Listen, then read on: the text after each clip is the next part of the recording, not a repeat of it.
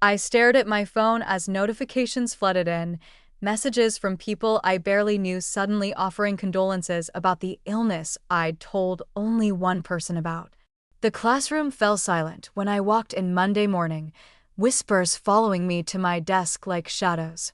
After class, I cornered Jessica by her locker, my best friend since 7th grade, the only one who knew about my diagnosis. When I asked her why, she just shrugged, twirling her hair around her finger, and said without meeting my eyes, "It's not like you had a future anyway." The college acceptance letter burned in my backpack, suddenly worthless. I stared at my phone as notifications flooded in, messages from people I barely knew suddenly offering condolences about the illness I'd told only one person about. The classroom fell silent when I walked in Monday morning, whispers following me to my desk like shadows. After class, I cornered Jessica by her locker, my best friend since 7th grade, the only one who knew about my diagnosis.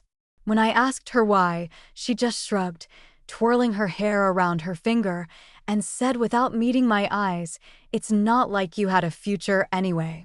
The college acceptance letter burned in my backpack, suddenly worthless. The pre-med social was supposed to be a celebration. We'd all survived midterms, and the event at Professor Keller's home was a chance to unwind before diving back into the grind of finals preparation. I'd spent extra time getting ready, wearing the navy blouse Jessica had helped me pick out last weekend, the one she said made me look less exhausted. Now I understood the backhanded compliment for what it was. I stood frozen by the refreshment table, punch cup halfway to my lips, as I overheard two classmates talking just around the corner. "Can't believe she's still trying for med school with that condition," one said, voice hushed but perfectly audible. Jessica said she sometimes can't even read a textbook chapter without special tools. Well, her parents are doctors, right? Guess she didn't want to disappoint them. Still, it's kind of delusional. Who wants a doctor who can't even process information properly? My hand trembled, punch spilling over the rim of the cup and onto my fingers. The sticky liquid went unnoticed as the conversation continued, each word cutting deeper than the last. Jessica said she's been hiding it from the pre-med committee. Apparently, she hasn't disclosed it on any of her applications. I set down the cup and walked straight through the kitchen and out the back door, needing air, needing space, needing to process what I'd just heard. My secret, the learning disability I'd managed successfully for years, the one I'd confided in Jessica during a rare moment of vulnerability after a particularly difficult exam, was now public knowledge. 8 years of friendship. 8 years of shared secrets, private jokes, late-night study sessions, and dreams of becoming doctors together. 8 years betrayed in what must have been a single conversation. I leaned against the porch railing, struggling to breathe normally, when I heard the sliding door open behind me. "Maya?" Jessica's voice held a practiced concern. "Are you okay? You look pale." I turned slowly to face her, this person I'd believed was my closest ally. "Why did you tell everyone about my dyslexia?" For a moment, surprise flickered across her face, not guilt at being discovered, just surprise that I knew. Then her expression shifted to something I'd never seen before, or perhaps had never allowed myself to see: calculation. "I didn't tell everyone," she said, making air quotes. "Just a few people who were concerned about you." "Concerned?" I repeated, my voice steadier than I felt. "Or just curious about why you suddenly had reservations about my ability to succeed in med school?" Jessica sighed, as if I were being unreasonable. "Maya, come on. You know how competitive medical school is." I was just being realistic. "With your condition, you're going to struggle more than everyone else. Maybe it's better to consider other options. That wasn't your decision to make." I could hear my heartbeat in my ears, feel the blood rushing to my face. "You had no right to share something I told you in confidence." I was trying to help. Her voice took on a defensive edge. "People were going to find out eventually. Better now than when you're drowning in medical school, assuming you even get in." The casual cruelty of her words stunned me into momentary silence. In that pause, I saw something in her eyes I'd never noticed before, a hardness, an ambition that apparently outweighed our friendship. "What is this really about, Jessica?" I asked quietly. She glanced away, then back, her expression now a carefully constructed mask of concern. "I care about you, Maya.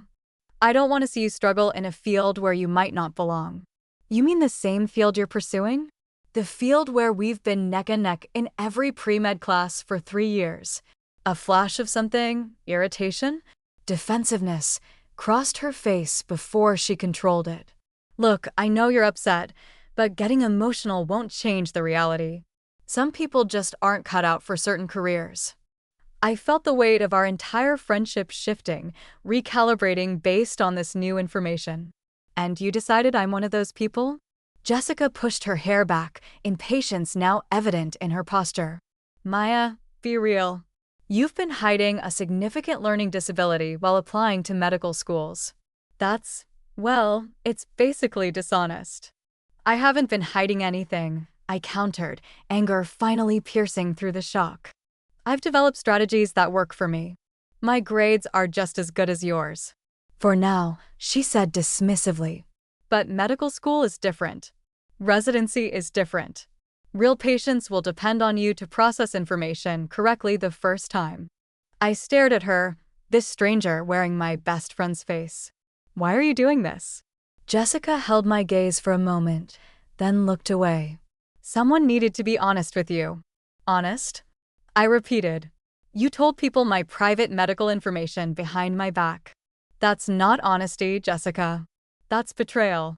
She rolled her eyes, and something in me broke at the casual dismissal. "You're being dramatic. It's not like you had a future anyway. Not in medicine." The words hit like a physical blow. I stepped back, bumping into the railing. "Not like I had a future anyway," I echoed, the words hollow in my mouth. "You know what I mean," she said, but didn't elaborate, didn't soften the statement. I thought of the letter in my backpack, early acceptance to the university's combined BS/MD program, a coveted spot I hadn't even told Jessica about yet. I'd been planning to surprise her tonight, to celebrate together. "I need to go," I said, moving past her toward the door. She didn't try to stop me. "Maya, don't make this a bigger deal than it is. People talk. Information gets shared. That's life." I paused at the doorway. "No, Jessica. That's betrayal." Inside, the party continued, but the atmosphere had changed, or perhaps just my perception of it. Glances followed me as I made my way through the crowd. Professor Keller, my academic advisor and strongest advocate for my medical school applications, was deep in conversation with the pre-med committee chair. They both looked up as I passed, their expressions a mixture of concern and reassessment that made my stomach clenched. I collected my coat without speaking to anyone else and slipped out the front door. Outside, the cool evening air did nothing to ease the burning humiliation spreading through my chest. My phone continued to buzz with notifications, more messages from classmates, some feigning concern, others barely disguising their morbid curiosity. As I walked back to my dorm, I tried to calculate the damage. How many people now knew? How many professors? Had Jessica already spoken to the pre-med committee directly? Would my medical school interviews be affected? The carefully constructed future I'd been working toward seemed suddenly precarious, undermined by the one person I'd trusted most. The worst part wasn't just the betrayal. It was the realization that behind Jessica's words lay a truth I hadn't wanted to face. She had never really believed in me. Our entire friendship, our shared dream of becoming doctors together, had been built on a foundation that included her quiet assumption that eventually I would fail. "It's not like you had a future anyway." The words echoed in my mind as I reached my dorm building. Inside, I bypassed the common room where weekend laughter spilled out, heading straight for the solitude of my room. Once there, I pulled the acceptance letter from my backpack and stared at it, tangible proof that someone believed in my future, even if my best friend didn't. I sat on the edge of my bed, letter in hand, and finally allowed the tears to come. Not just for the betrayal, but for the 8 years of friendship that I now had to question, re-examine, and ultimately mourn. Tomorrow, I would need to start damage control. Tonight, I would allow myself this grief. The campus health center waiting room was clinically neutral: beige walls, industrial carpet, plastic chairs arranged in rows. I'd been here countless times over the years, but today's visit felt different. Heavier. Maya Chin. The receptionist called my name, glancing up from her computer. Dr. Patel will see you now. I followed her down the hallway, past examining rooms to the small office where the university's learning specialist met with students. Dr. Patel smiled as I entered, gesturing to the chair across from her desk. Maya, good to see you. It's been 6 months since our last check-in? I nodded, setting my backpack on the floor. Things were going well. I didn't need adjustments to my strategies. She studied my face, her expression shifting to concern. And now? My disability isn't private anymore. The words came out flatter than I intended. My best friend told, well, everyone. Dr. Patel's eyebrows rose. I see. And this is causing problems. People are looking at me differently. Professors, classmates. I hesitated. I'm worried about my medical school applications. She nodded, understanding immediately. We'd worked together since my freshman year, when I'd finally received the formal diagnosis of dyslexia that explained the struggles I'd managed through high school with improvised coping mechanisms. Maya, your dyslexia doesn't define you or limit your potential as a doctor, she said firmly. You've maintained exceptional grades while managing your disability. That shows remarkable strength and adaptability, qualities that make for an excellent physician. I wanted to believe her, but Jessica's words kept echoing in my mind. Someone told the pre-med committee chair that I've been hiding my condition. Made it sound like I was being dishonest. Dr. Patel frowned. There's a difference between privacy and dishonesty. You've utilized proper channels for accommodations when needed. You're not required to broadcast your diagnosis to everyone. That's what I thought, I said quietly. But now it feels like I'm being judged for not putting it on a billboard. She smiled sympathetically. Unfortunately, there are still misconceptions about learning disabilities, especially in high-achievement environments like pre-med. People don't understand that dyslexia affects how you process information, not your intelligence or capability. I thought back to the conversation I'd overheard at the party. Who wants a doctor who can't even process information properly? I've worked so hard, I said, my voice catching. I have systems that work for me. My diagnostic skills in lab are among the best in our cohort because I've had to develop different ways of seeing patterns. Exactly, Dr. Patel agreed. Many successful physicians have dyslexia. Some argue it can be an advantage in certain aspects of medicine, particularly in pattern recognition and holistic thinking. As we discussed strategies for addressing the situation, my phone buzzed with a text notification. I glanced down to see Jessica's name. We need to talk. This has gotten out of hand. I turned the phone face down, refocusing on Dr. Patel. After our meeting, I stopped by the library to pick up some research materials.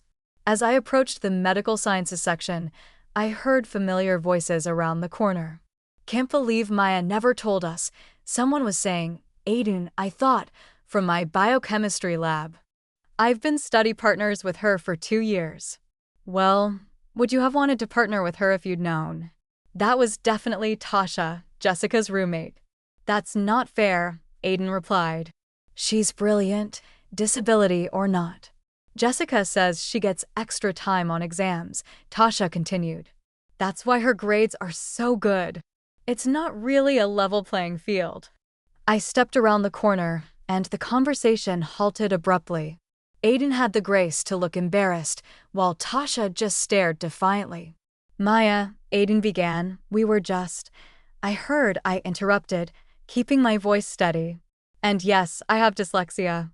No, I don't get extra time on exams. I get the appropriate amount of time for my processing speed, which is a reasonable accommodation under ADA. Tasha crossed her arms. Jessica said you've been hiding it to get an advantage. Jessica is wrong, I said simply. I disclosed my disability through proper channels. My privacy isn't the same as secrecy. Aiden shifted uncomfortably. Look, Maya, no one's judging you. We were just surprised. Really? Because it sounds exactly like judgment. I moved past them to the shelf I needed. And frankly, it's not your business unless I choose to make it your business. As I pulled the books I needed, I could feel them watching me, their silence heavy with unspoken questions. This was what Jessica had done, transformed me from a peer into a curiosity, a topic of conversation, a controversy. Later that afternoon, I sat in the cafeteria corner, laptop open to my email. 3 new messages from professors requesting meetings to discuss my academic plans. One from the pre-med committee chair suggesting I consider disclosing relevant information on my applications. And most telling, one from Professor Keller, who had been writing my strongest recommendation letter. Maya, I'd like to discuss some concerns that have been brought to my attention regarding your medical school readiness. Please schedule a meeting at your earliest convenience. As I stared at the screen, a shadow fell across the table. I looked up to find Jessica standing there, her expression a careful mask of concern. "You're avoiding me," she said, sliding into the seat across from me without waiting for an invitation. "Yes," I agreed simply, she sighed dramatically. "Maya, I think you're blowing this way out of proportion. I mentioned your situation to a few people who needed to know. I interrupted. Who exactly needed to know my private medical information? Jessica glanced around, lowering her voice. People who care about you. Who want what's best for you. Like Professor Keller, who's been encouraging you toward a path that might not be realistic. And what about Tasha? And Aiden? And literally everyone else in our program who's now discussing my disability like it's the latest gossip." She had the decency to look slightly chagrined. "I may have mentioned it to Tasha, but I didn't think she'd tell others." "Right," I said flatly. "Just like I thought you wouldn't tell others." Jessica leaned forward, her expression earnest. "Maya, I'm trying to help you. Medical school is brutal even for people without learning disabilities. I just think you should consider other options that might be more suitable." "Suitable?" I repeated, the word bitter in my mouth. "And who are you to decide what's suitable for me?" "Your friend," she insisted. "Someone who cares about you." I closed my laptop, studying her face, searching for the person I'd trusted for 8 years. "If you cared about me, you wouldn't have violated my privacy. You wouldn't be actively undermining my future. That's not what I'm doing. Isn't it?" I pulled out my phone and opened the screen to an email she'd sent to Professor Keller, forwarded to me by another teaching assistant who'd been concerned. In it, Jessica expressed serious reservations about my ability to handle medical school's demands, citing my undisclosed learning disability as evidence. Jessica's face paled slightly as she recognized her own words. "How did you get that? Does it matter? What matters is that you went behind my back to sabotage my recommendations." I put the phone away. "What I can't figure out is why." She was quiet for a moment, composing herself. "I told you. I'm concerned about you pursuing something that might be too difficult. We've had virtually identical grades for 3 years," I pointed out. "If medical school would be too difficult for me, wouldn't it also be too difficult for you?" Something flashed in her eyes, a momentary crack in her concerned facade. "That's different." "How?" "Because I don't have a disability." The words burst out louder than she'd intended, drawing glances from nearby tables. She lowered her voice again. "I don't have to work twice as hard just to process the same information." And there it was, the real issue. Not concern for me, but resentment that I'd achieved the same results as her despite what she perceived as a disadvantage. Perhaps even fear that if I could match her with a disability, what did that say about her own abilities? "You know what, Jessica? You're right. I do work twice as hard. I've developed strategies and skills you've never had to consider. And somehow, despite that extra challenge, I've kept pace with you every step of the way." I gathered my things, standing to leave. "Maybe that's what really bothers you." Her expression hardened. "You're making this personal when I'm just being practical. The medical field is competitive enough without adding unnecessary challenges." The only unnecessary challenge I've encountered lately is having my supposed best friend undermine me to anyone who will listen. As I walked away, she called after me, "Maya, you're being ridiculous. I'm trying to help you." I didn't turn back. That evening, alone in my dorm room, I opened my laptop and searched through old email exchanges with Jessica. Looking for what, exactly, I wasn't sure. Perhaps the moment when our friendship had shifted from mutual support to competition. What I found instead was a pattern I hadn't noticed before. Small comments questioning my memory of discussions we'd had. Suggestions that perhaps I'd misunderstood assignment requirements when I interpreted them differently than she did. Offers to simplify complex material for study sessions. In hindsight, the condescension was obvious. She'd been positioning herself as my intellectual superior for years, all while maintaining the outward appearance of supportive friendship. I opened my desk drawer and pulled out the journal I'd kept since freshman year, flipping through entries about our friendship. The pattern continued there, subtle undermining masked as concern, instances where she'd taken credit for ideas we'd developed together, times when she'd spoke over me in study groups, and most recently, an entry from 2 months ago, when I'd confided in her about my dyslexia after a particularly difficult biochemistry exam. Told Jessica today about my diagnosis. She seemed supportive, asked a lot of questions about how it affects my studying. Feel relieved to finally share this with her after keeping it private for so long. She promised it would stay between us. 2 months. She'd held my secret for just 2 months before weaponizing it.as. I continued searching. Another disturbing pattern emerged. Jessica had been applying to many of the same medical schools as me, which wasn't surprising, given our similar interests. What was surprising was discovering she'd accepted invitations to interview at programs where I'd also been invited. Without mentioning it to me, we'd always talked about attending medical school together. But these secretive applications suggested she'd been planning a different future, one where she succeeded and I didn't. My phone buzzed with a notification.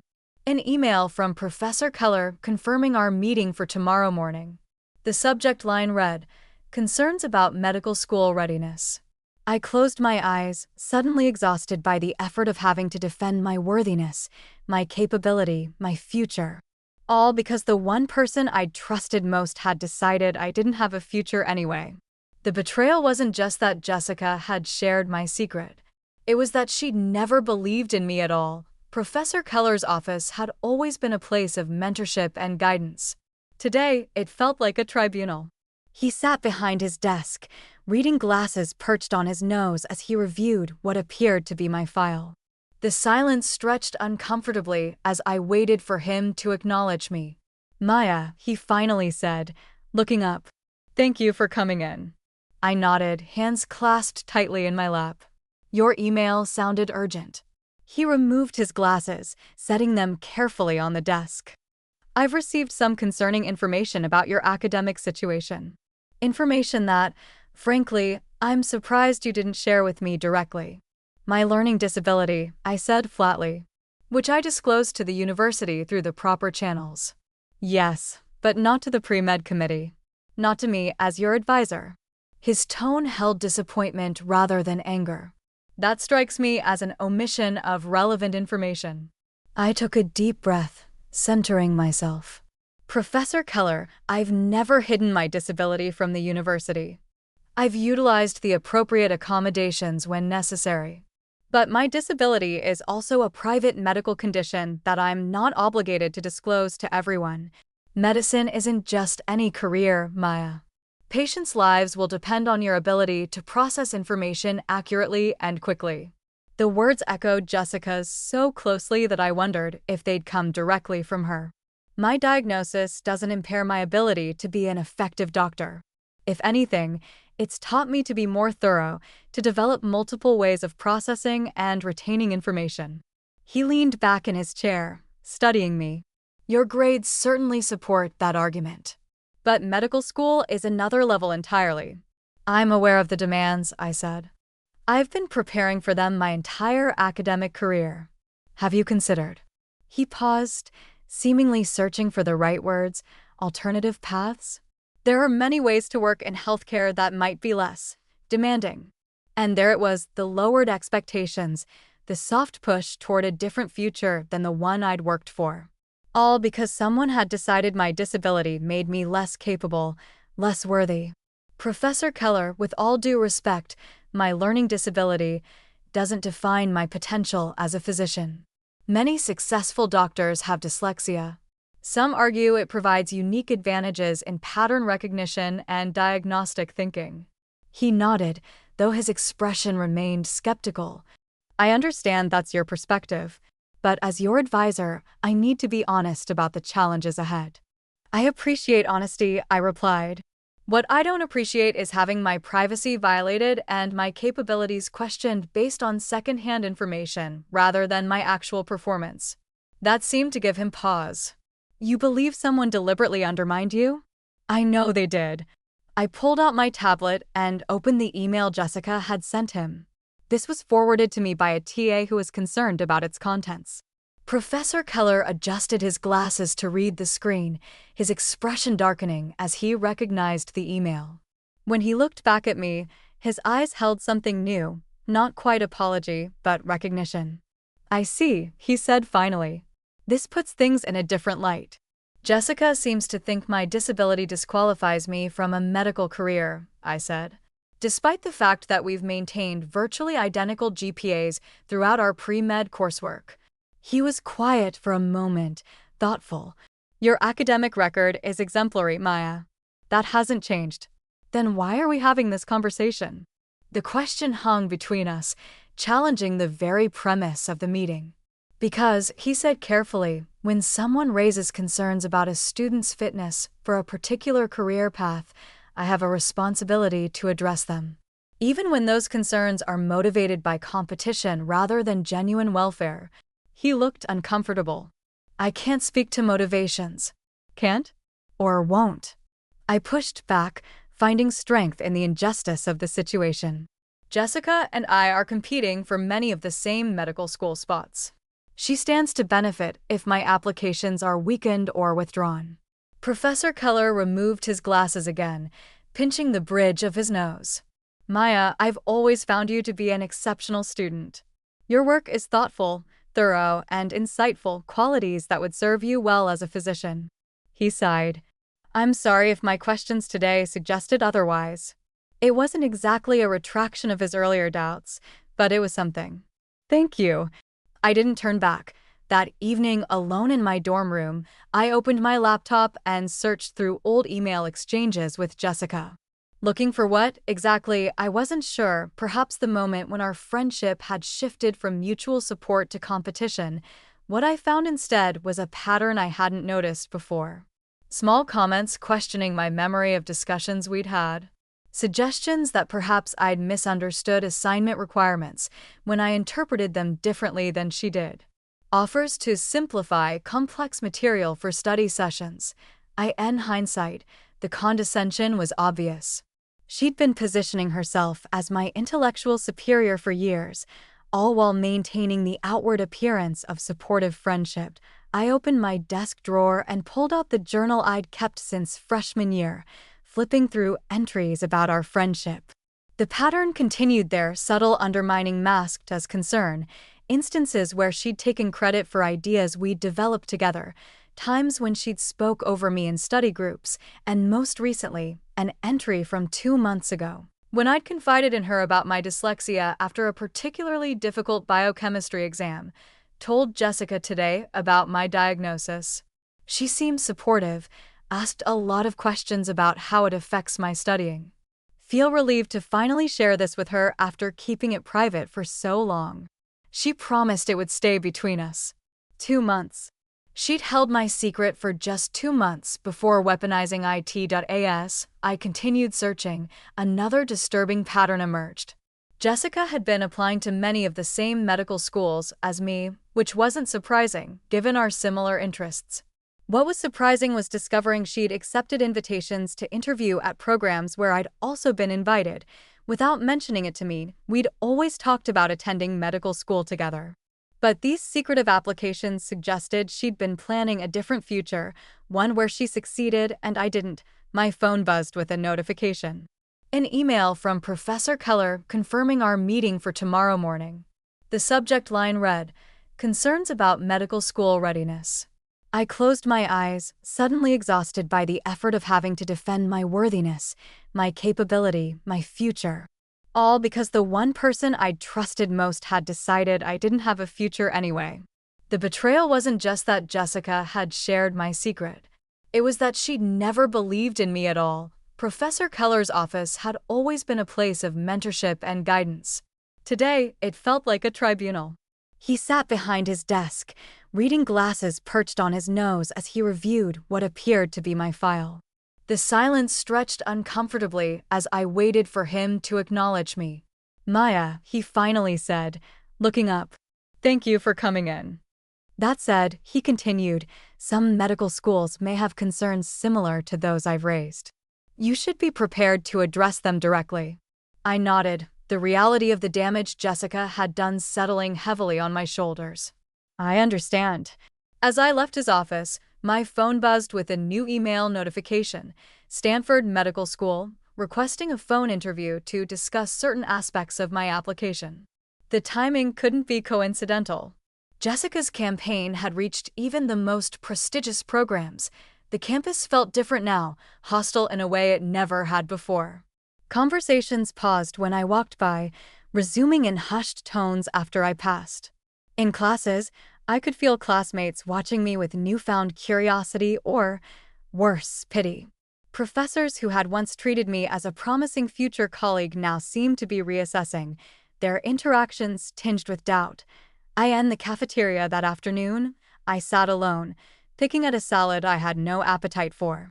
My tablet was open to an email from Johns Hopkins, one of my top choice schools, informing me that they needed additional information before proceeding with my application. They specifically requested documentation regarding any conditions that might affect academic performance. "Is this seat taken?" I looked up to find Aiden standing there, lunch tray in hand. After our encounter in the library, I wasn't sure what to expect. "No," I said cautiously. "It's free." He sat down, arranging his food before looking directly at me.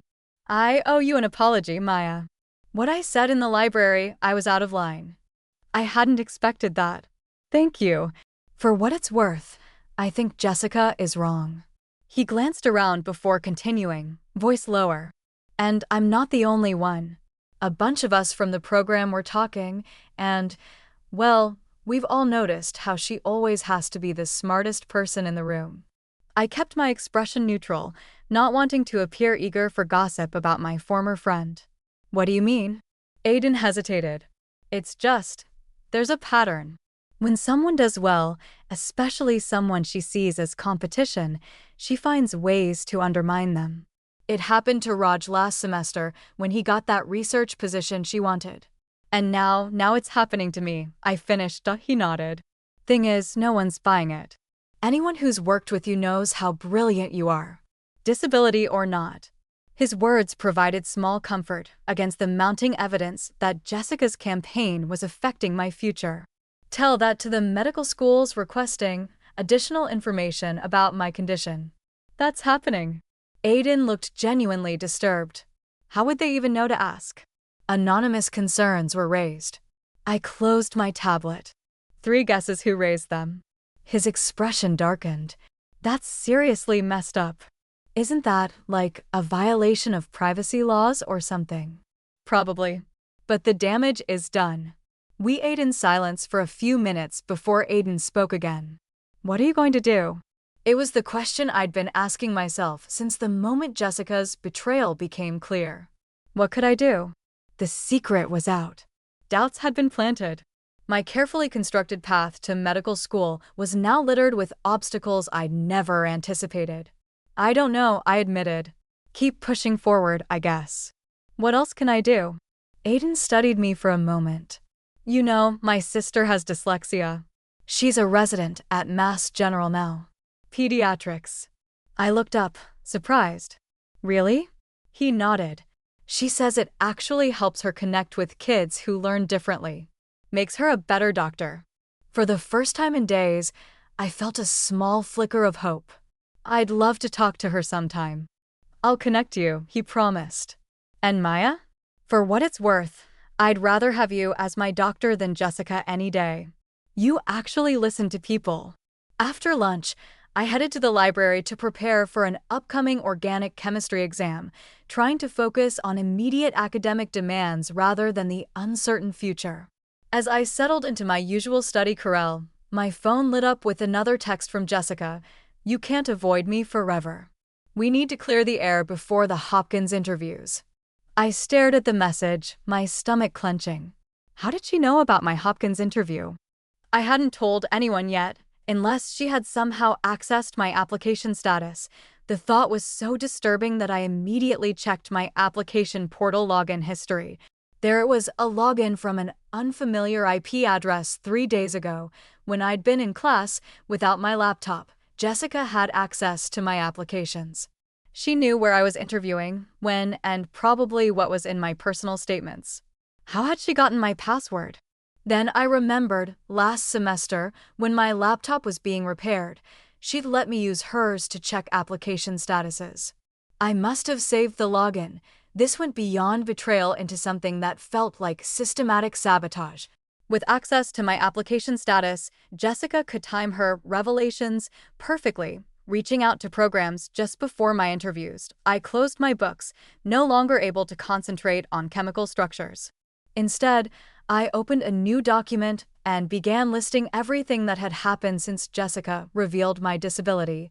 Multiple professors suddenly questioning my medical school readiness pre-med committee requesting additional disclosures. Stanford requesting a special phone interview about my application. Hopkins demanding documentation about conditions affecting academic performance. Jessica somehow knowing my interview schedule. Suspicious login to my application portal. Other students discussing my disability as if it were public knowledge. The pattern was clear, deliberate, and devastating.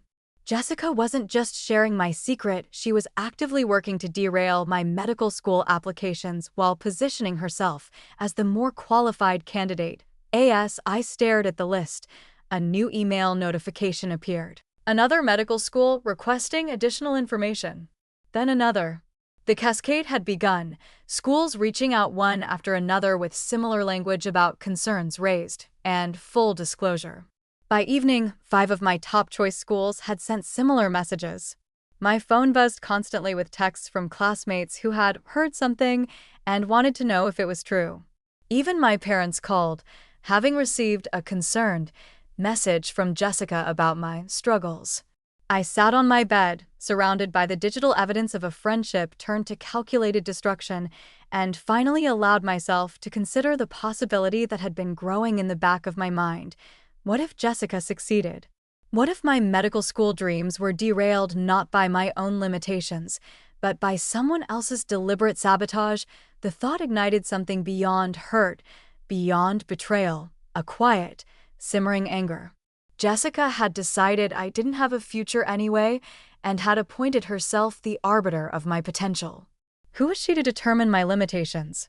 Who was she to decide what I could or couldn't achieve? I opened my laptop and navigated to the university's student code of conduct, then to the sections on privacy violations and academic integrity. There were clear policies about unauthorized access to another student's academic information.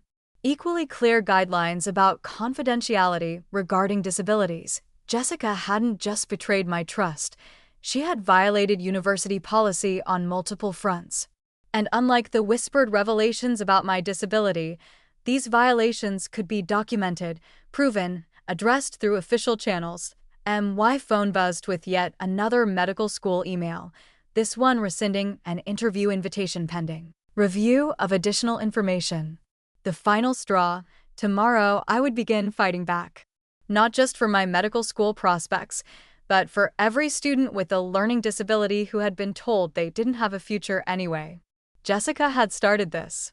I would finish it. I compiled the research into a document, adding links to studies and professional testimonials. This wasn't just for the university officials or medical school admissions committees. It was for me, a counterargument to the narrative Jessica had tried to create. I worked, a shadow fell across my table. I looked up to find Raj standing there, expression uncertain. "Hey," he said, shifting from one foot to the other. "Can I talk to you for a minute?" I gestured to the empty chair beside me, curious about what had brought him here. We were friendly classmates, but not close friends. "I heard what Jessica did," he began, keeping his voice low. "It's not right."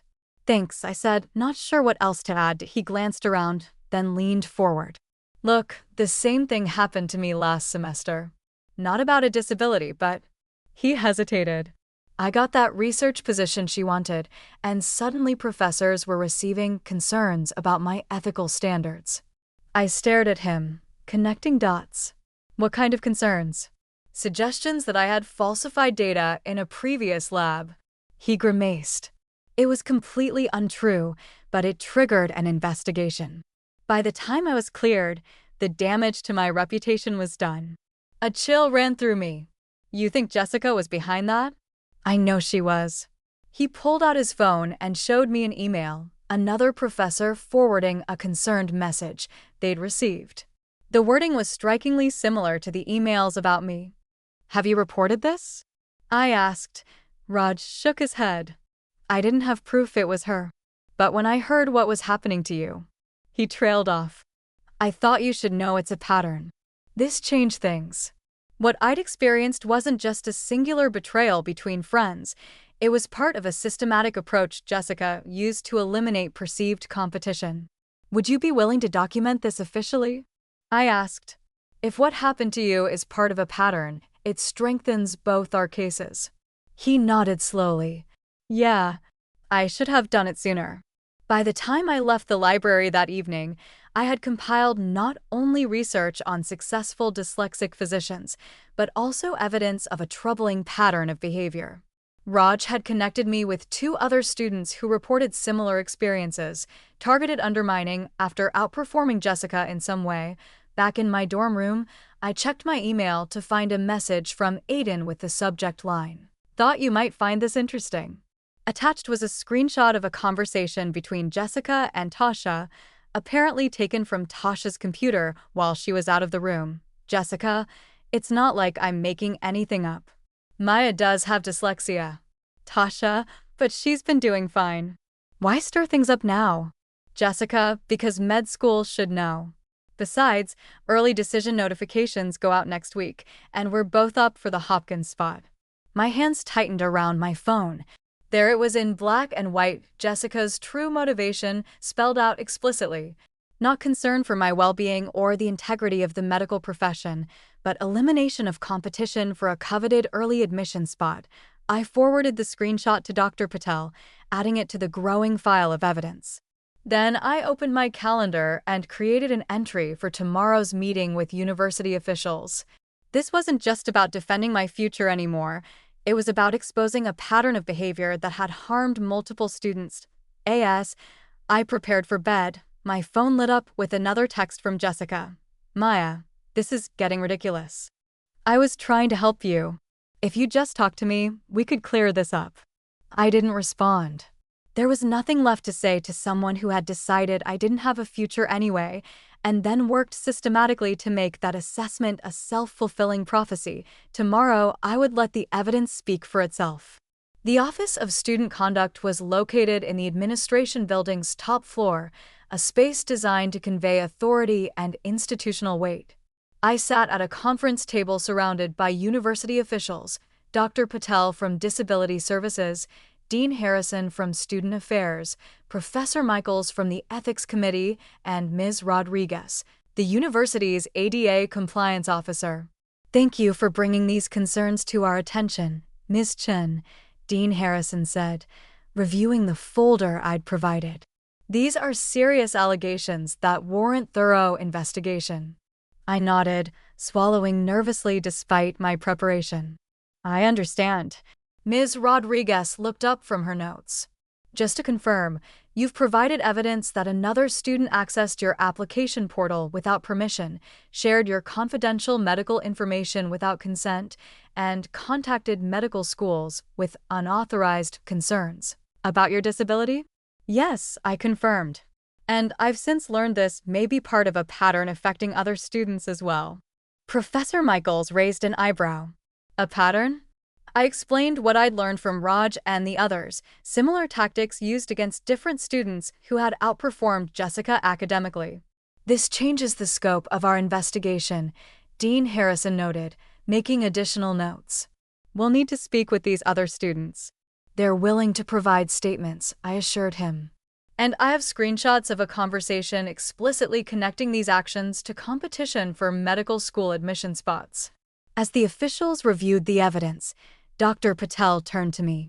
Maya, while the university conducts its investigation, we should discuss how to address the immediate impact on your medical school applications. I've already lost one interview opportunity, I said, trying to keep the emotion from my voice. And several schools are requesting additional information before proceeding with my application. Ms. Rodriguez looked up sharply. That's potentially discriminatory under ADA guidelines. The university can issue a formal communication to these programs explaining the situation. How quickly can that happen? I asked. I can draft something today, she assured me.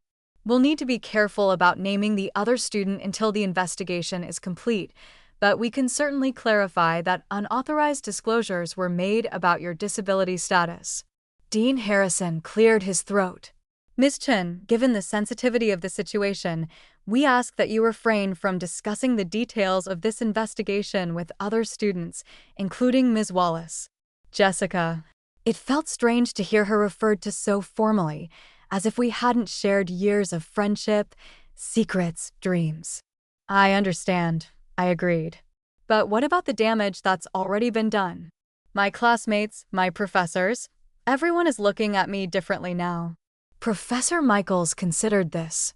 You raise a valid point. The spread of private information can't be undone, but perhaps it can be reframed. He turned to Dr. Patel. What if Ms. Chen had an opportunity to address her disability on her own terms? To reclaim the narrative, so to speak. Dr. Patel nodded thoughtfully. The Pre-Med Society has a panel discussion next week on diversity in medicine. Maya, would you consider speaking about learning disabilities as part of that diversity?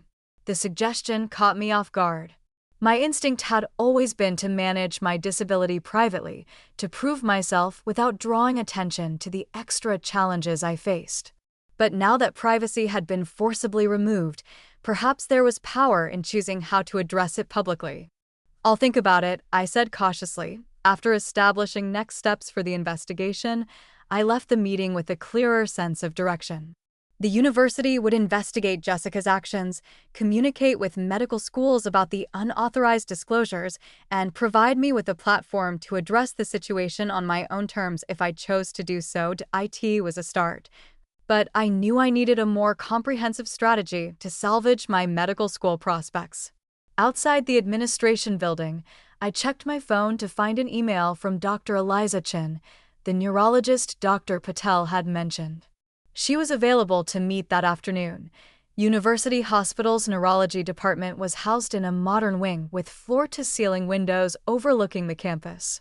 Dr. Chen's office reflected her dual roles as physician and researcher, anatomical models of the brain sharing space, with stacks of medical journals and framed diplomas. Maya, come in, she greeted me, extending her hand. Dr. Chin was younger than I'd expected, perhaps in her mid-30s, with a direct gaze and confident handshake. Sambi told me about your situation. I took the offered seat, somewhat intimidated despite Dr. Patel's assurances. Thank you for meeting with me on such short notice. Of course. She sat down, folding her hands on the desk. When another dyslexic person is being told they don't belong in medicine, I consider it an emergency. The straightforward acknowledgement of our shared disability was refreshing after days of whispers and euphemisms. I don't know if I can salvage my applications, I admitted. The damage seems to be spreading daily. Dr. Chen's expression remained calm, analytical. Let's think of this as a diagnosis and treatment plan. First, we identify the problem precisely. Then we develop targeted interventions. For the next hour, we worked through each aspect of my situation, the medical schools that had reached out with concerns, the professors whose recommendations might have been affected, the upcoming interviews I needed to prepare for. You need to reframe the narrative, Dr. Chin advised, echoing Professor Michael's suggestion. Right now, your dyslexia is being presented as a liability, a reason you shouldn't be a doctor. You need to transform it into an asset, a unique perspective that enhances your potential as a physician. But how? I asked. Once people hear learning disability, they make assumptions. Challenge those assumptions directly, she said firmly. I keep a portfolio of my diagnostic successes, cases where my different way of processing information led to insights others missed. You can do something similar. Document your academic achievements, your problem-solving approaches, the ways your dyslexia has made you a more thorough, creative thinker. She opened a drawer and pulled out a folder. This is the presentation I give to medical students and residents about neurodiversity in medicine. I've highlighted sections you might find particularly relevant. I accepted the folder, touched by her generosity. And Maya, she added, consider joining our mentorship program. There's strength in community. Seeing other dyslexic physicians succeeding normalizes the path you're pursuing. After leaving Dr. Chen's office, I felt a shift in my perspective. Instead of simply defending against Jessica's attacks, I needed to develop a proactive strategy, one that would not only salvage my medical school prospects, but also transform this crisis into an opportunity for growth. Back in my dorm room, I created a multi-pronged plan. Document my academic achievements and connect them to skills developed through managing dyslexia. Prepare a statement for medical schools explaining my disability and the unauthorized disclosures. Develop responses for interviews. Addressing questions about my learning accommodations. Connect with the Dyslexic Physicians Network for support and mentorship. Consider speaking at the Pre-Med Society panel to reclaim my narrative. Continue cooperating with the university. Investigation while maintaining professional boundaries. As I refined my strategy, a text came through from Aiden. Just heard Jessica's been called to the dean's office. Word is she's freaking out. I set the phone aside without responding. Jessica's panic wasn't my concern, my future was. The next day, I met with Professor Keller, determined to address the damage to our advisory relationship directly. Maya, he greeted me, gesturing to the chair across from his desk. I was actually going to contact you. I've received some interesting communications from the university about the unauthorized disclosure of my disability. I asked. He nodded, his expression more serious than I'd ever seen it. I owe you an apology. I allowed another student's characterization of your situation to influence my perspective, which was unprofessional and unfair. The apology was unexpected but welcome. Thank you for saying that. I've worked with you for 3 years, he continued. I've seen your analytical skills, your dedication, your ability to connect complex concepts. Those qualities weren't suddenly negated by learning about your disability. I felt something tight in my chest begin to loosen. That means a lot coming from you. I've spoken with the pre-med committee, he added. We're reviewing all communications about your application to ensure no undue influence affected our evaluations. And I've reached out personally to several medical school colleagues to clarify any misconceptions. His proactive approach surprised me. You didn't have to do that. Actually, I did. His expression was solemn. As your advisor, my responsibility is to evaluate you based on your demonstrated abilities, not on another student's characterization.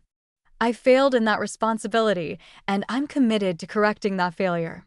As I left his office, I received an email notification from Hopkins.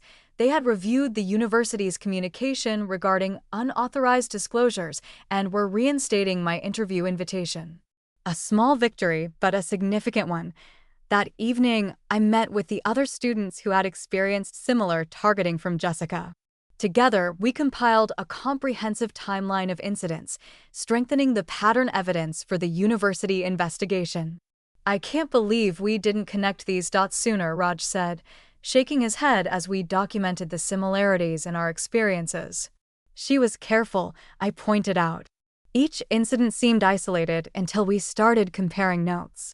A notification popped up on my laptop, An email from Ms. Rodriguez confirming that formal communications had been sent to all the medical schools I'd identified as receiving concerns about my disability. "The system's actually working," one of the other students remarked, sounding surprised. I wasn't sure I'd go that far, but at least the mechanisms for addressing such violations existed. Whether they would be effective enough to fully counteract the damage remained to be seen. Later that night, as I reviewed Dr. Chen's materials on neurodiversity in medicine, I received an unexpected email from the Pre-Med Society president. "Maya, I heard about what happened with your medical information being shared without consent. I wanted to extend a formal invitation to speak at next week's panel on diversity in medicine. We believe your perspective on learning disabilities would be valuable to the community. Please let me know if you're interested." I stared at the screen, torn between my instinct for privacy and the strategic value of reclaiming my narrative publicly.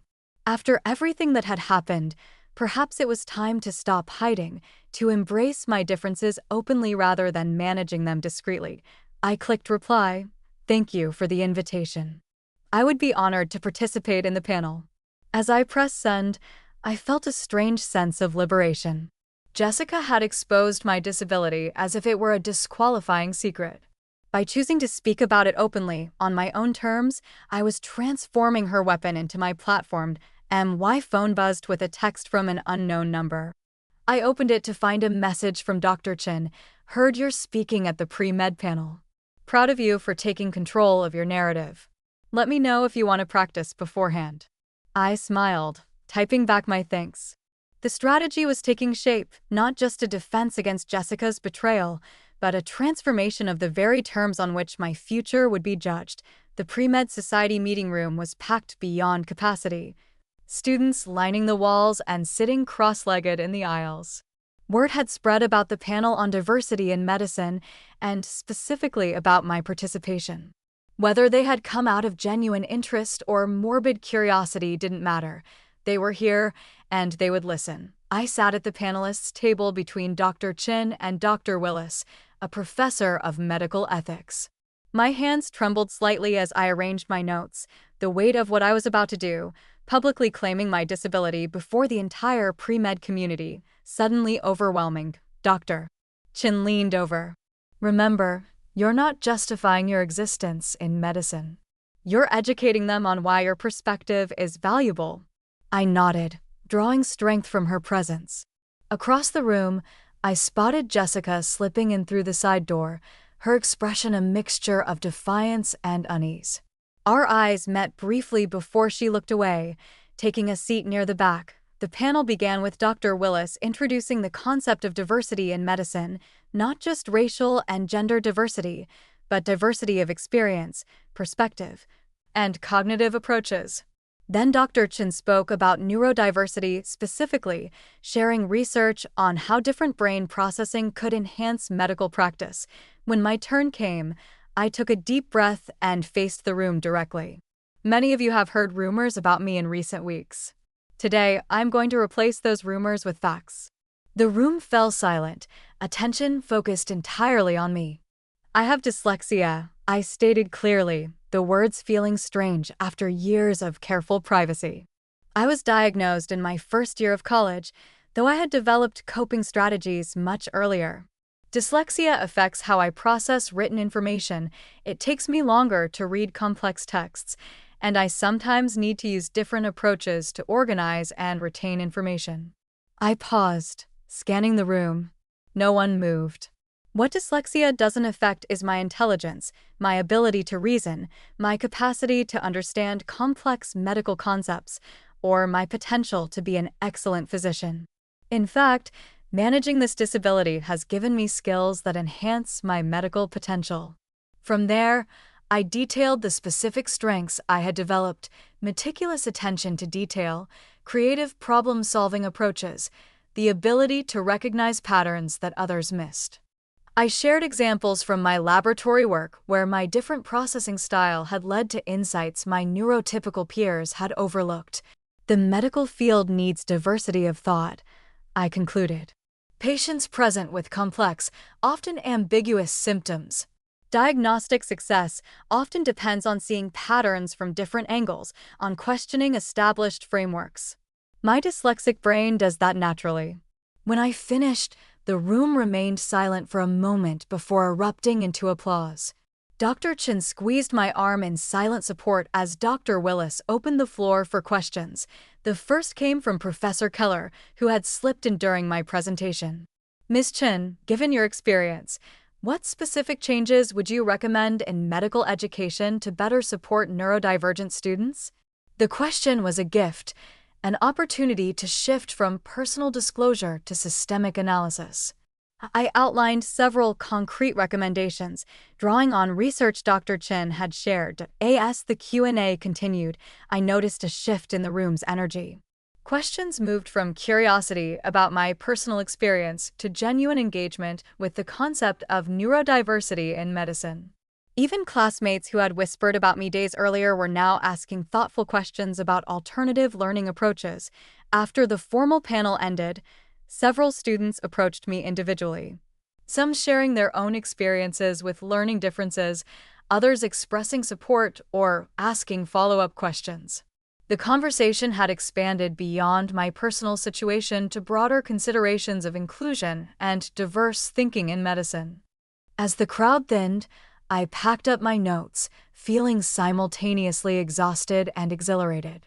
I had reclaimed my narrative, transformed Jessica's weapon into my platform. That was incredibly brave. I looked up to find Professor Michaels from the Ethics Committee standing beside me. Thank you. It felt necessary. He nodded thoughtfully. I wanted to inform you that the investigation is proceeding.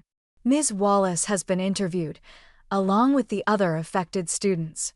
Has she admitted to accessing my application portal? I asked. I can't discuss specifics, he said carefully, but I can tell you that the evidence you provided has been compelling. As I left the meeting room, my phone buzzed with an email notification. Stanford Medical School confirming that my interview would proceed as originally scheduled, with no additional concerns to address.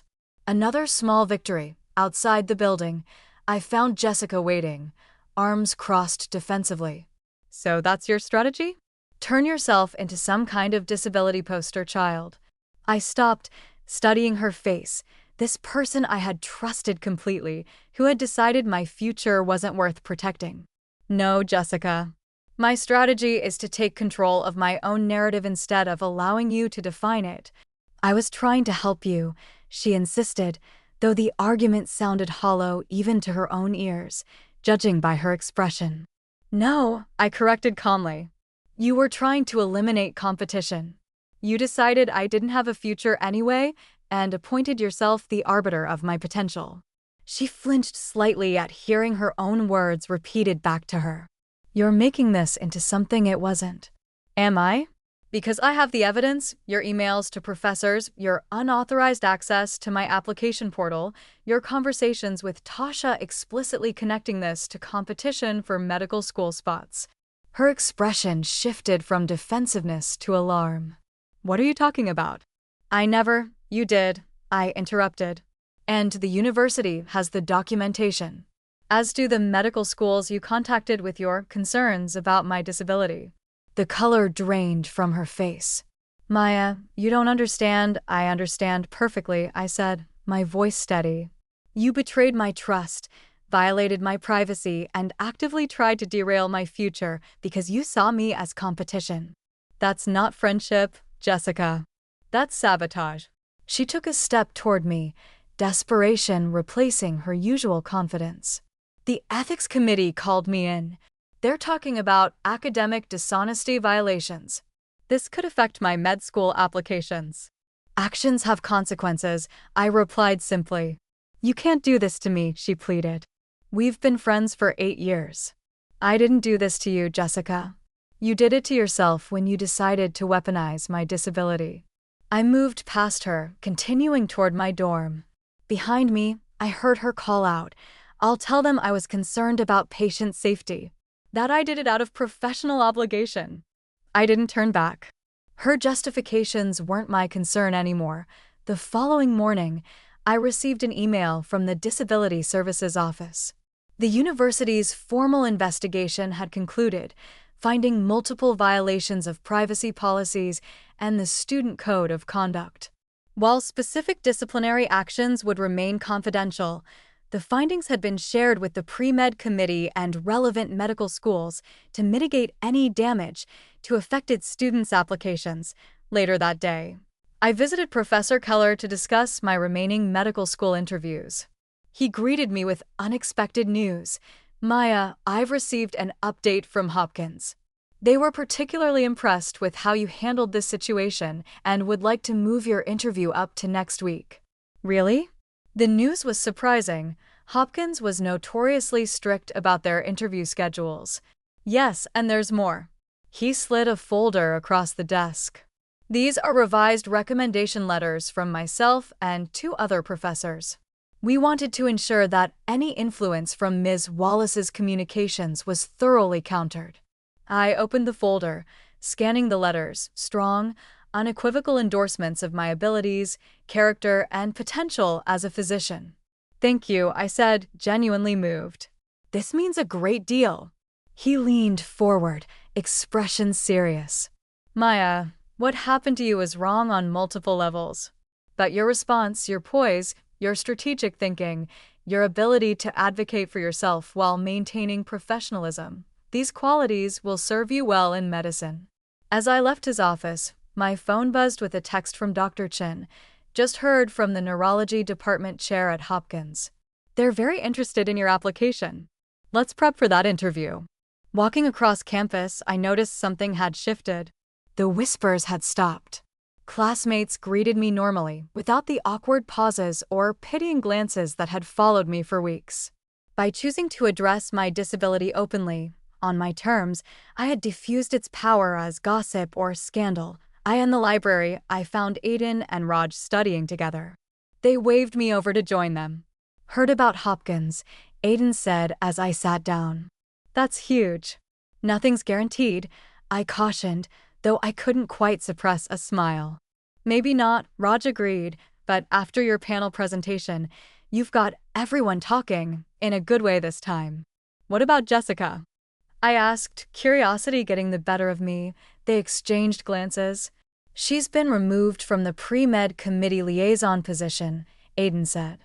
"And there's a rumor she's been placed on academic probation." I nodded, absorbing the information without comment. Jessica's academic consequences were between her and the university. My focus needed to remain on salvaging and strengthening my own future. That evening, I received an unexpected email from the university president's office, requesting a meeting the following day. Puzzled and slightly apprehensive, I replied confirming my attendance. The president's office was imposing, all dark wood and institutional gravitas. I sat nervously in the reception area until his assistant ushered me inside. President Harlow was a distinguished man in his 60s, known for his research in medical ethics before moving into administration. He greeted me with unexpected warmth. "Miss Chen, thank you for coming. Please have a seat." I perched on the edge of a leather chair, wondering why the university president wanted to meet with an undergraduate. "I've been following your situation with great interest," he began. "Not just the unfortunate privacy violations, but your response to them. Professor Michaels shared with me your presentation at the pre-med panel. Quite impressive." "Thank you, sir," I said, still confused about the purpose of this meeting. "I'll get to the point," he continued. "The university is revising its policies on disability disclosure and privacy protections. We'd like your input, given your recent experience. Additionally, we're establishing a new scholarship for neurodivergent students pursuing medical careers. I'd like you to serve on the selection committee." The request caught me completely off guard. "I'm honored, but I'm still an undergraduate." He nodded. "Precisely. Your perspective as a current student is invaluable. Too often, policies are created by administrators far removed from the actual student experience." As President Harlow outlined the initiatives in more detail, I realized something profound was happening. Jessica had betrayed my trust, exposed my disability, and declared I didn't have a future anyway, all in an attempt to eliminate competition for medical school spots. Yet the consequence of her actions wasn't my failure, but a profound shift in how I engaged with my disability and how the university approached neurodiversity more broadly. By the time I left the president's office, I had agreed not only to serve on the scholarship committee, but also to consult on the university's revised disability accommodation policies. What had begun as a personal betrayal was transforming into institutional change. That night, as I prepared for my Hopkins interview, my phone buzzed with a notification from the pre-med committee. My application status had been updated. With trembling fingers, I logged in to find that all medical schools I had applied to had received the university's formal communication about the unauthorized disclosures. Several had replied confirming that the information would not negatively impact my application. Jessica had tried to use my disability to destroy my future. Instead, she had inadvertently forced me to claim it publicly, to transform it from a private challenge into a recognized strength. The future she had so dismissively declared I didn't have was unfolding before me, different perhaps than I had imagined, but undeniably mine. I updated my interview preparation notes with talking points about neurodiversity in medicine. I allowed myself a moment of quiet vindication. Jessica had been wrong about many things, but most fundamentally, she had been wrong about me. I did have a future, one that was now stronger for having been tested by her betrayal. The Hopkins Medical School interview suite was decorated in tasteful burgundy and navy, their shield emblazoned on everything from wall plaques to tissue boxes. I sat on a leather chair, smoothing my blazer while reviewing mental notes from my preparation sessions with Dr. Chin. Around me, other applicants flipped through portfolios or stared at their phones, tension evident in their rigid postures. Maya Chin, a woman in a tailored suit, appeared at the doorway, clipboard in hand. I stood, gathering my portfolio. Yes, that's me. Dr. Evans will see you now. She led me down a hallway to a corner office with floor-to-ceiling windows overlooking the campus.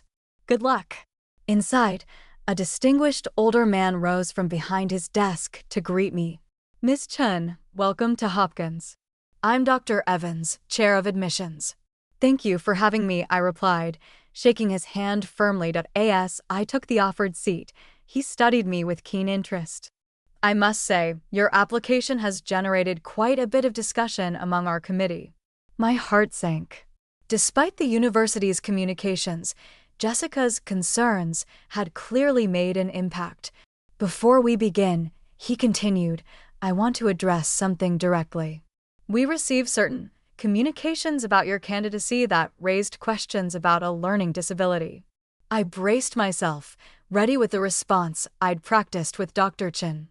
What impressed us, Dr. Evans continued, surprising me, was not just the university's subsequent clarification of how that information was inappropriately shared, but your own response to the situation. He leaned forward slightly. Your presentation to the Pre-Med Society on Neurodiversity in Medicine has been viewed by several members of our committee.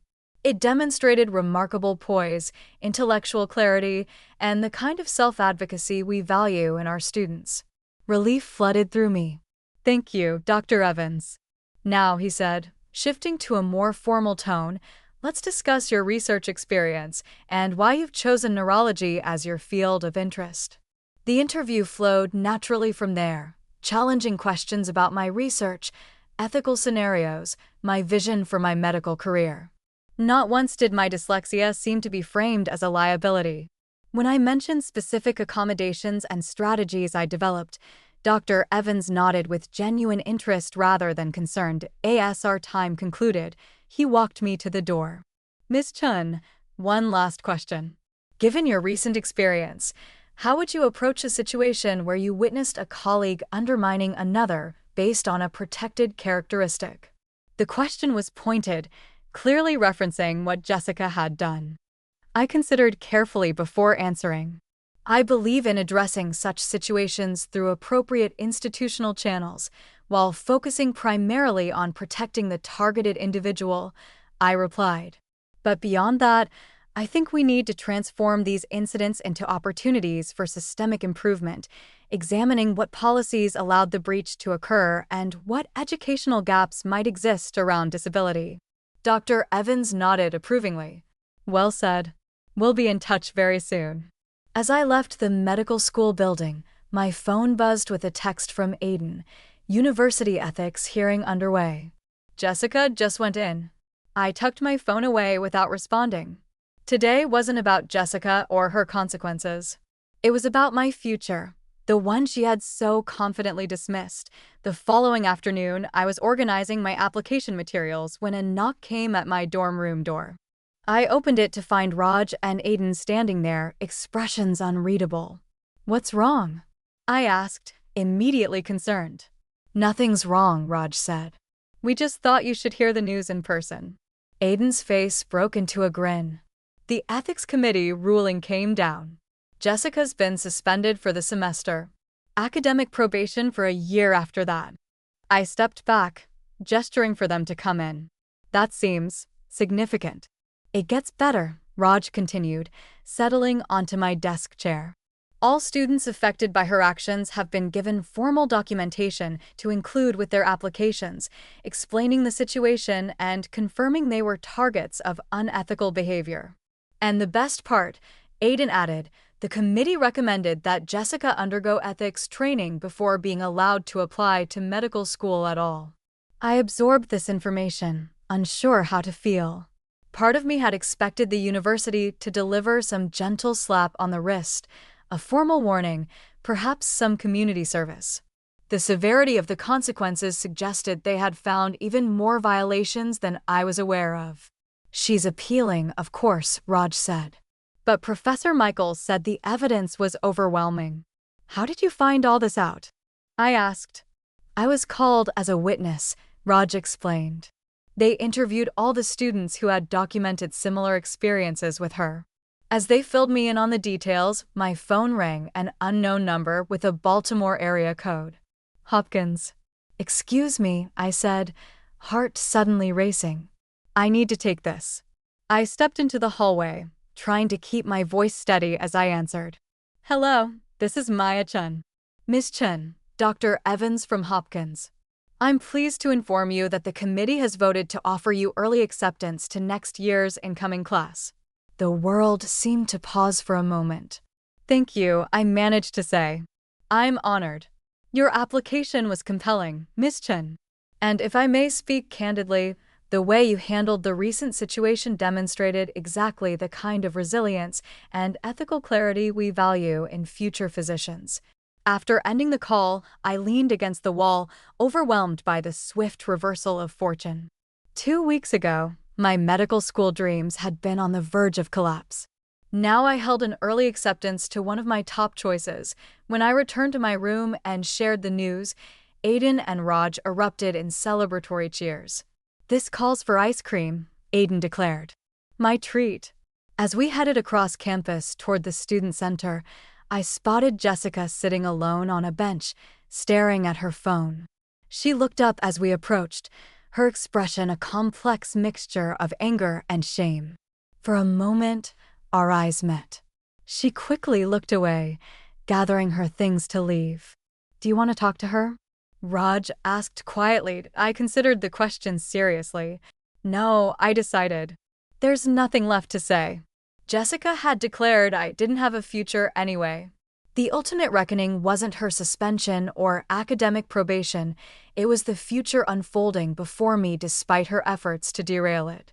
As we continued toward the student center, I felt no triumph over her downfall, only a quiet satisfaction in my own resilience. The reckoning wasn't about revenge. It was about justice, accountability, and the vindication of knowing that her assessment of my potential had been fundamentally, irrevocably wrong. 1 year later, I stood before an audience in the medical school auditorium, adjusting the microphone as I prepared to address the incoming first-year class. My white coat, still stiff with newness, bore the Hopkins insignia and my name embroidered in blue thread. Maya Chen, M.S/M.D. Program. "Welcome to your first day of medical school," I began, looking out at the sea of eager, nervous faces. My name is Maya, and I'm a second year in the combined research and medicine track. I'm also the founder of the Neurodiversity in Medicine student group, which is why I've been asked to speak with you today. From my position at the podium, I could see Dr. Chen seated in the back row, offering an encouraging nod. In the year since the events with Jessica, our mentorship relationship had evolved into a research collaboration studying cognitive diversity in diagnostic reasoning. Medical school will challenge you in ways you can't anticipate, I continued. But one of the most important lessons I've learned is that our differences, the unique ways we process information, approach problems, and navigate challenges, are not liabilities. They're essential assets in a field that demands multiple perspectives and diverse thinking styles. As I spoke about the Neurodiversity Initiative and the monthly support group meetings, I noticed several students nodding with particular enthusiasm, perhaps recognizing their own experiences in my words. For those of you managing learning disabilities, ADHD, or other processing differences, I added, my door is always open. The path is challenging, but entirely possible, and the medical profession needs your unique perspective. After the orientation session concluded, several students approached me with questions about accommodations, study strategies, and the support group.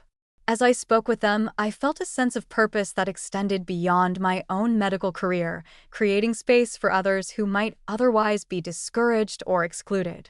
That was excellent, Dr. Chen said, joining me as the crowd thinned. You've built something important here, Maya. We've built it, I corrected her. I couldn't have done this without your mentorship. She smiled. I just opened a door. You're the one who's transformed the conversation about neurodiversity at this institution. After saying goodbye to Dr. Chen, I headed toward the research building for a meeting with my PI. As I crossed the medical campus, I spotted a familiar face that stopped me in my tracks. Jessica stood near the visitor center, clutching an information packet. She looked different, her usual confident posture replaced by something more hesitant, her designer clothes swapped for simple jeans and a sweater. She hadn't seen me yet, giving me a moment to decide whether to acknowledge her or continue on my way. Curiosity won out. I altered my path to approach her. Jessica, I said simply, she startled, eyes widening in recognition. Maya, She seemed at a loss for words. I didn't know you were here. I'm in the M.S/M.D program, I replied. What brings you to Hopkins? She glanced down at the packet in her hands. I'm applying to the post-baccalaureate pre-med program. She hesitated. After everything that happened, I had to take some time off. Rethink things. I nodded, waiting for her to continue. The suspension meant I missed application cycles, she explained. And honestly, I needed that time to understand what I did, why I did it. She met my eyes directly. I'm sorry, Maya. What I did to you was unforgivable. The apology caught me off guard, not because it was unexpected, but because it seemed genuinely remorseful rather than calculated. I'm not asking for forgiveness, she added quickly. Or friendship. I wanted you to know that I understand now how wrong I was. About everything. I studied her face, searching for the manipulative friend I had known. Instead, I saw someone humbled, perhaps even transformed by the consequences of her actions. I hope you find what you're looking for, Jessica, I said finally. Medicine needs people who have learned from their mistakes, too. Relief flickered across her face at my non-hostile response. Thank you, and congratulations on everything you've achieved. You deserved it. As we parted ways, I continued toward the research building, reflecting on how completely our paths had diverged from what either of us had imagined a year ago. Jessica was starting over, attempting to rebuild a future her own actions had derailed. And I was thriving, not despite my disability, but with a deeper understanding of how it contributed to my strengths. I end my research lab that afternoon. I worked on data analysis for our study examining how dyslexic medical students approached complex diagnostic cases compared to their neurotypical peers. The preliminary results were fascinating, suggesting that dyslexic students often excelled at identifying subtle patterns and considering alternative explanations, sometimes catching crucial details others missed. That evening, at the monthly meeting of the Neurodiversity in Medicine group, I looked around the circle at the faces of students across all 4 years of medical school, each managing different learning challenges while pursuing their medical dreams. Before we begin, I said, I want to share something that happened to me today. I encountered someone who once told me I didn't have a future in medicine because of my disability. Murmurs of recognition rippled through the group. Many of them knew my story. What struck me was realizing how thoroughly that prediction had been proven wrong. I continued. Not just by my personal journey, but by all of us in this room. Each of you represents a future that someone, somewhere, might have dismissed as impossible. As the meeting continued with students sharing challenges and strategies, I felt the full circle of transformation that had occurred since Jessica's betrayal. What had begun as a devastating exposure of my carefully guarded secret had evolved into an opportunity to create meaning and community from that very vulnerability. The words that had once cut so deeply, "It's not like you had a future anyway," now seemed not just wrong, but absurdly, demonstrably false. The future Jessica had so confidently dismissed was unfolding in ways more meaningful than I could have imagined. My disability, far from being a liability, had become a compass pointing me toward purpose beyond my individual success. Advocating for others, challenging systemic barriers, and helping transform medical education into a space where diverse minds were valued rather than merely accommodated. This was my rebirth, not as someone who had overcome dyslexia, but as someone who had finally recognized it as an integral part of who I was and how I would practice medicine. The betrayal that had threatened to destroy my future had instead pushed me to claim it more fully, more authentically than ever before, and that, perhaps, was the most unexpected outcome of all.